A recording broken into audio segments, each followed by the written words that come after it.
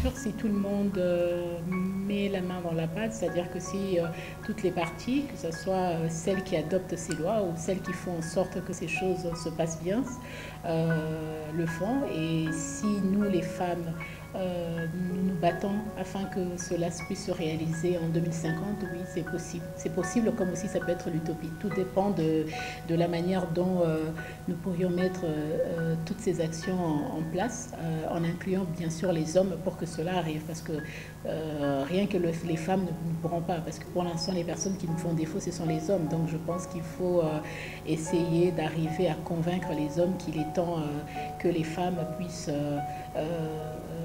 avoir les mêmes avantages et les mêmes postes. Mais déjà, un entrepreneur est une personne qui crée de l'emploi.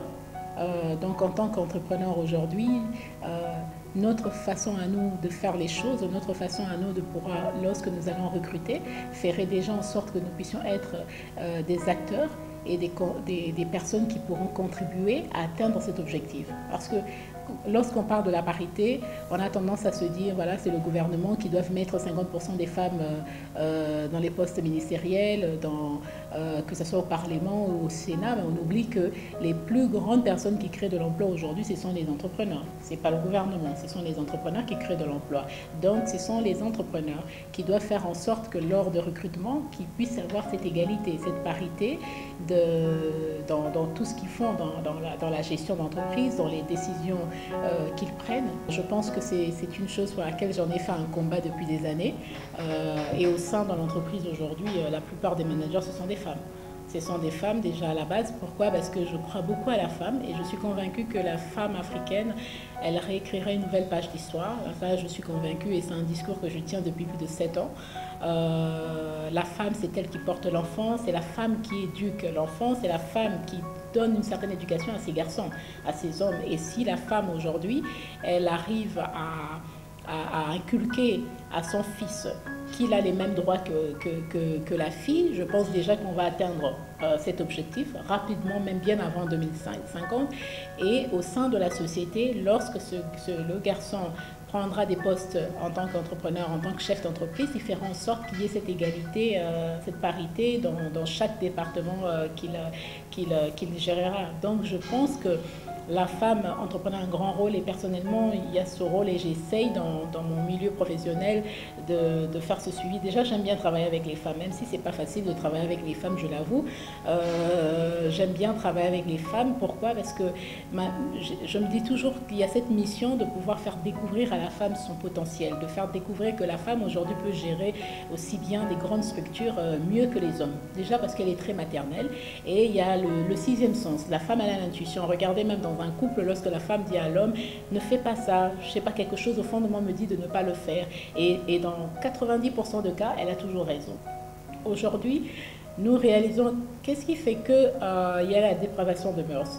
C'est à cause de la pauvreté, manque de travail, et il fallait lancer un programme d'excellence parce que je suis pour la méritocratie. J'aime pas la facilité. Déjà, la vie n'est pas facile et la réponse qu'on a toujours, oui, mais j'ai pas pu parce que je n'avais pas. Alors, et je me suis dit, chaque personne doit mériter la place qu'elle a. Même, je vais revenir par rapport à la parité. Nous crions, nous voulons la parité, mais on doit également le mériter.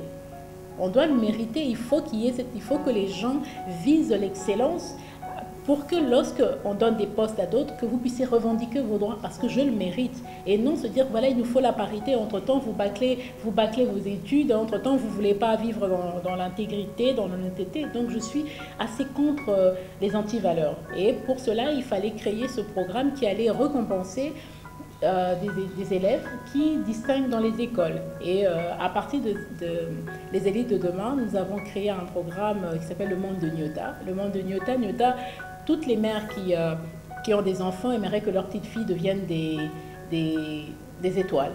Et Nyota en swahili veut dire étoile. Et donc Nyota, à travers Nyota, on allait éduquer les jeunes filles sur l'éducation à la vie, sur les vraies valeurs, pour que cette fille, en grandissant, devienne une grande dame, un vrai leader.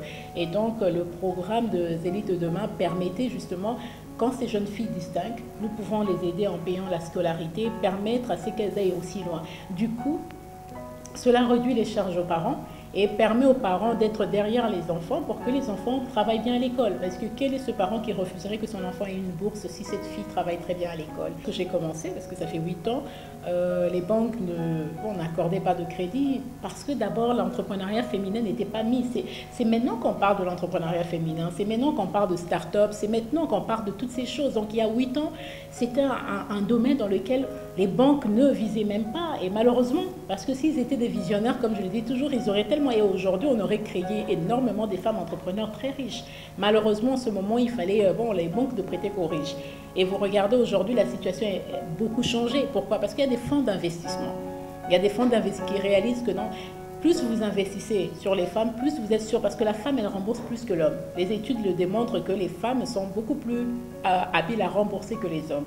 Donc, si aujourd'hui, la situation a évolué, on a des banques qui sont dédiées juste aux femmes ou des banques qui font des suivis des projets pour soutenir les femmes. Pourquoi? Parce que, bon, elles ont compris que sans les femmes, de toute façon, elles ne peuvent pas avancer. Qui sont les personnes qui font rentrer plus d'argent? Ce sont des femmes. Qui sont les personnes qui sont dans les grands marchés? Qui sont des femmes qui font des grandes affaires? Des personnes. Ce sont des femmes, ce n'est pas des hommes. La plupart des hommes sont beaucoup plus des bureaucrates. Mais celles qui sont des vrais entrepreneurs, ce sont des femmes. Aujourd'hui, dans la plupart des cas, ce sont des femmes. Et donc, bien sûr, on dirait que la situation a évolué et j'espère qu'elle évoluera encore plus dans les années à venir où on n'aura pas besoin d'hypothéquer une maison pour qu'on accorde de financement, mais beaucoup plus on se basera sur... le projet que la personne, que cette femme va développer. Et aussi, surtout, à l'accompagner, pas simplement donner de l'argent. Parce que donner de l'argent, on peut donner de l'argent, mais si cette personne n'a pas un accompagnement, c'est comme ça que la plupart de ces femmes tombent en faillite. Parce que vous pouvez recevoir 10 000 $, 20 000 $. Si vous n'avez pas d'accompagnement, vous croyez que c'est votre argent.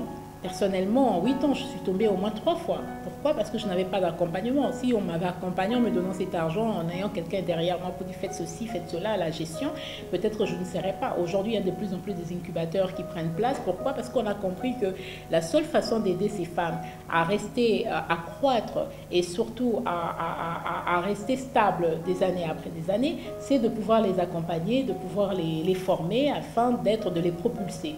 Équiper, former, propulser, pas forcément équiper, parce que si vous équipez que vous ne formez pas, vous ne pouvez pas propulser.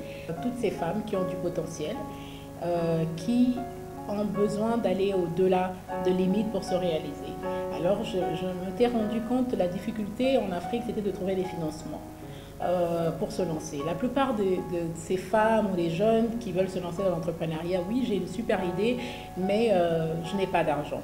Alors que moi, aujourd'hui, je réalise même moi, je fais la même erreur en disant, voilà, je vais aller à la banque, je vais aller frapper les portes, alors que par moment, vous avez tout ce qu'il vous faut entre les mains pour se lancer dans l'entrepreneuriat.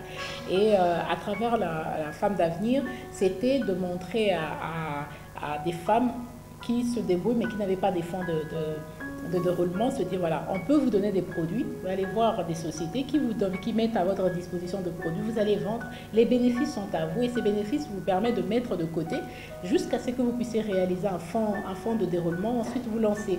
Donc c'est une micro-entreprise, mais basée sur des produits et non le cash. Et non, voilà, si vous travaillez avec des clients qui sont spécialisés dans les produits de première nécessité, ben vous allez les voir et vous donner des produits pour faire la force de vente. Alors, au lieu de faire la force de vente vous-même également, vous prenez les femmes qui ont du potentiel mais qui manquent des fonds, vous leur donnez des produits et les bénéfices c'est à elles. Et c'est comme ça qu'elles pouvaient recommencer et puis se relancer dans l'entrepreneuriat. Les élites de demain, c'est un programme spécialisé dans l'éducation de la jeune fille. Aujourd'hui, la réussite passe par l'éducation.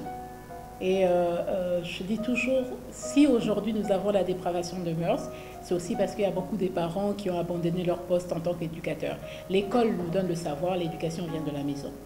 Et pour moi, je pense, le conseil que je pourrais donner aux jeunes filles, c'est de se focaliser aux études, de se donner des objectifs. Comme disait Michelle Obama il y a 2 ans, elle a dit si elle avait suivi les hommes, elle ne serait pas la femme d'un président. C'est parce qu'elle avait étudié qu'elle est là où elle est aujourd'hui.